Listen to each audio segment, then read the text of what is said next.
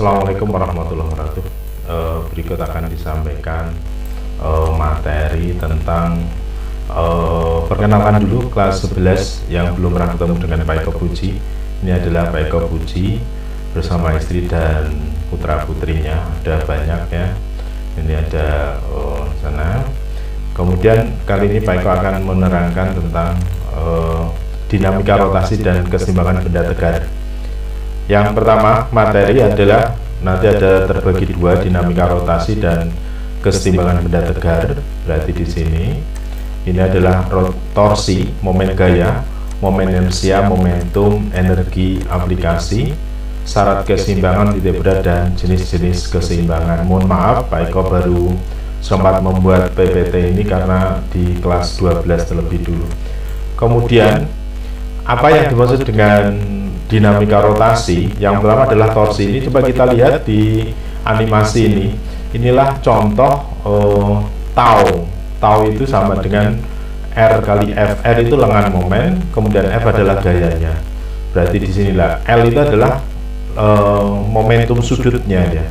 Sehingga pengertian gaya torsi adalah sebuah besaran yang dinyatakan besarnya gaya bekerja pada semua. Sehingga ini sampai bawah tau itu adalah FR sin theta. FR sin theta. Tau itu adalah momen gaya sendiri, F adalah gaya dan lengan gayanya. Sedangkan theta itu adalah sudut yang diapit antara F dan R. Kemudian momen inersia.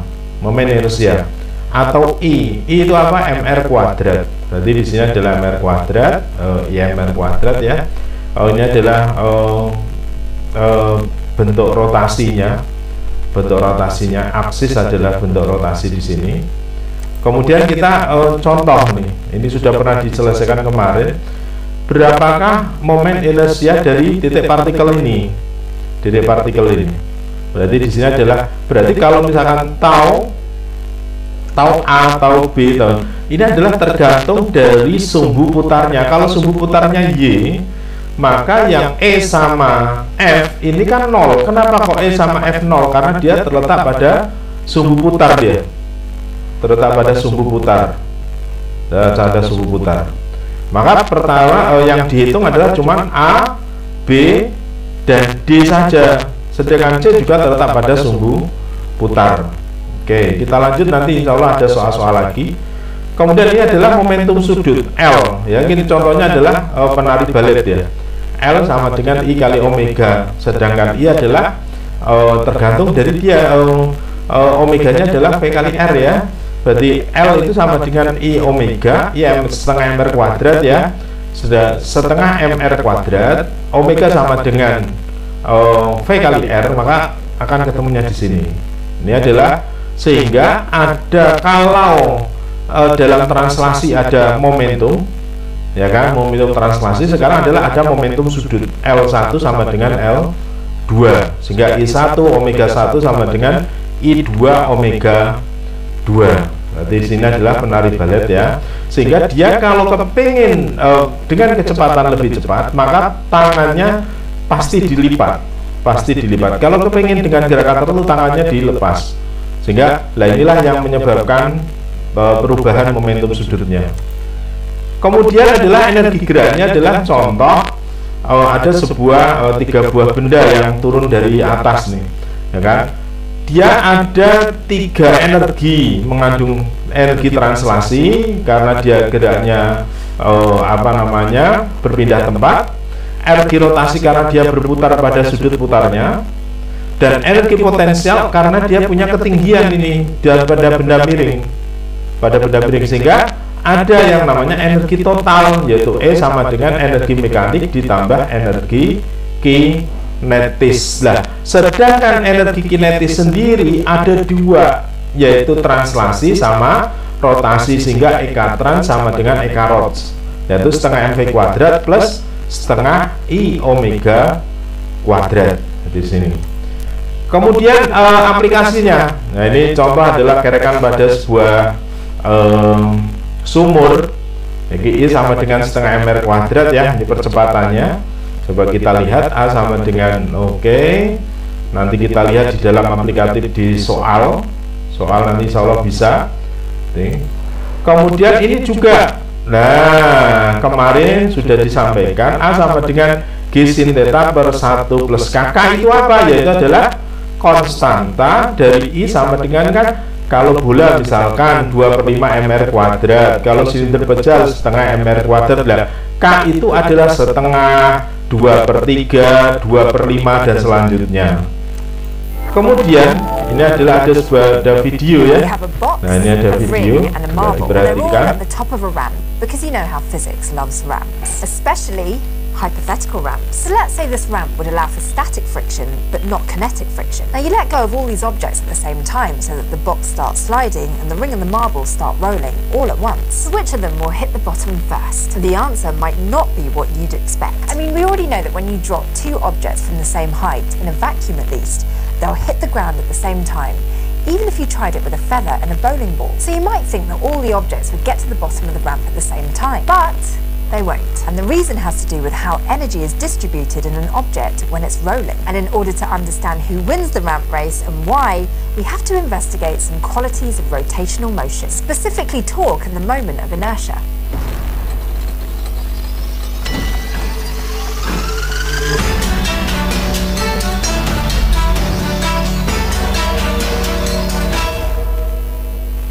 Have you ever tightened a bolt with a wrench or pulled a door open? Me too! When we do those things, the wrench and the door's handle do their jobs using torque. That is, they apply a force that makes the bolt turn and the door swing open. That's what torque does. It makes things rotate faster or slower. In other words, torque changes an object's angular velocity. For the first few weeks of this course, we describe net forces as changing an object's linear velocity, how fast it moves through space and in what direction. Torque essentially does the same thing, but for rotational motion. This means that a lot of the relationships and equations that apply to forces will apply to torque in a similar way. But first, let's talk about how to calculate torque by analysing what happens when you open a door. The harder you pull on the handle, the more torque you'll generate and the more you'll change the door's angular velocity. More net torque then means the door starts moving faster on its hinges. So the strength of the force that's applied is one factor that affects torque. Another is the distance between the force and the axis of rotation, or the radius. A larger radius means more torque.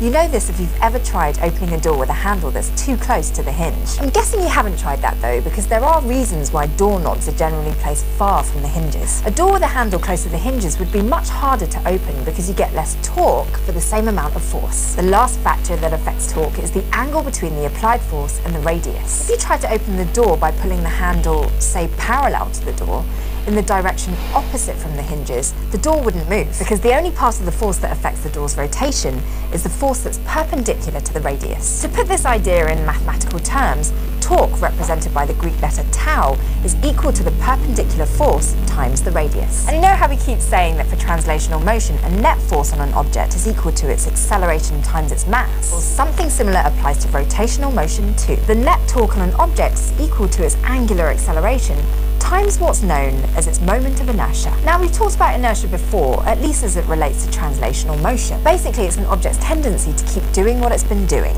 An object with lots of inertia is harder to speed up or slow down. And in translational motion, the inertia of an object depends on mass. The moment of inertia works in a somewhat similar way for rotational motion, but the best way to define it is mathematically. Specifically, the moment of inertia is the sum of all the individual points of mass in an object times the square of their distance from the axis of rotation. So much in the same way that inertia relates to an object's mass in translational motion, the moment of inertia relates to mass too, but it depends on how that mass is distributed. The further away the mass is from the axis of rotation, the higher the object's moment of inertia. It's possible to derive the equation for an object's moment of inertia by integrating the square of the object's radius over its mass. But those integrals can get complicated. So this is one of those rare cases where if you're asked to solve problems using moments of inertia and you don't have access to equations, it's probably worth memorizing them. Now, there's another thing that torques and forces have in common, and it's going to be the key to figuring out which object wins the race down the ramp. Namely, torques, like forces, have the ability to do work. As you might remember from our episode on work and energy,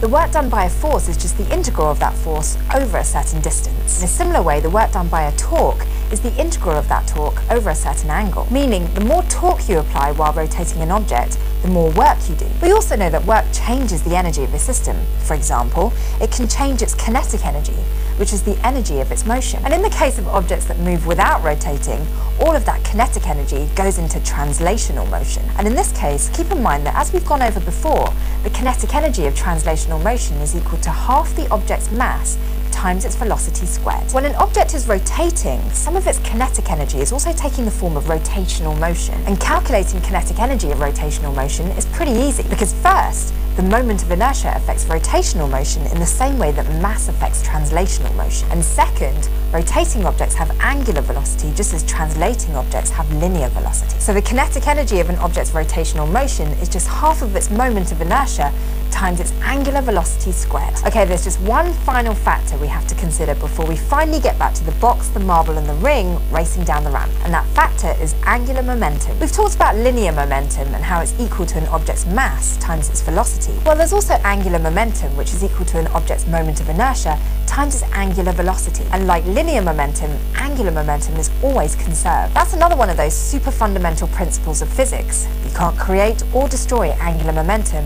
It always has to go somewhere. So now, let's get back to the great crash course physics ramp race. All three objects, the box, the marble and the ring, are covering the same distance. And what we want to know is, how fast do they cover that distance? The answer has to do with what happens to each object's energy as it moves down the ramp. When they're at the top of the ramp, all the energy of each object takes the form of gravitational potential energy, which is equal to the object's mass times small g times the height of the ramp. As they move down the ramp, all of that potential energy gradually gets converted to kinetic energy. In the case of the box, all of its potential energy will be converted to translational kinetic energy, because that's the only kind of motion it has. So the object that gets to the bottom of the ramp first is the box, because for both the marble and the ring, some of their potential energy gets converted into rotational kinetic.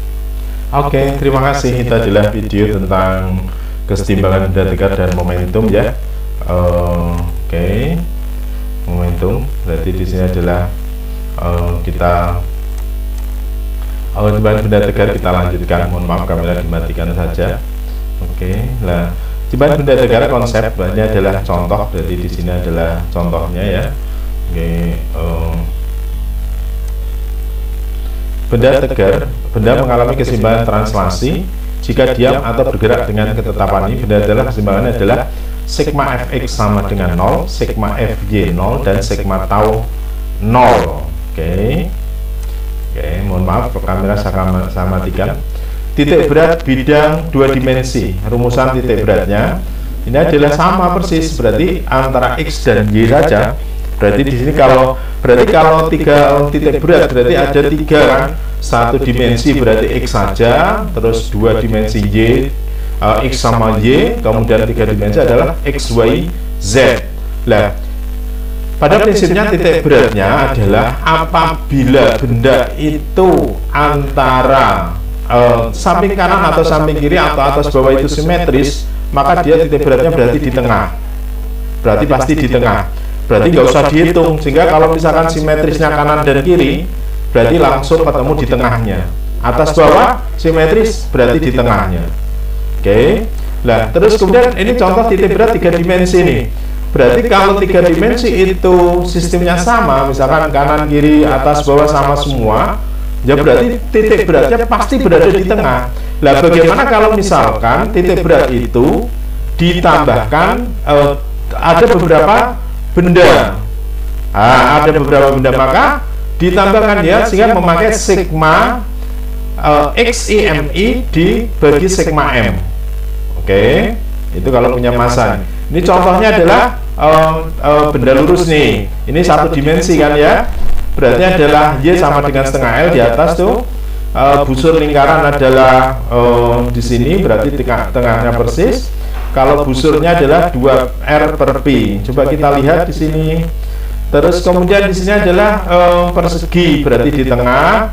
Kemudian 3 dimensi ya. Ini 1 dimensi ya. Ini adalah berada di 2/3-nya R. Kemudian adalah kalau sebuah juring ya, juring lingkaran atau setengah lingkaran, yaitu adalah 4R per 3P. Kalau lingkaran penuh ini 2 dimensi, yaitu adalah berada di tengah.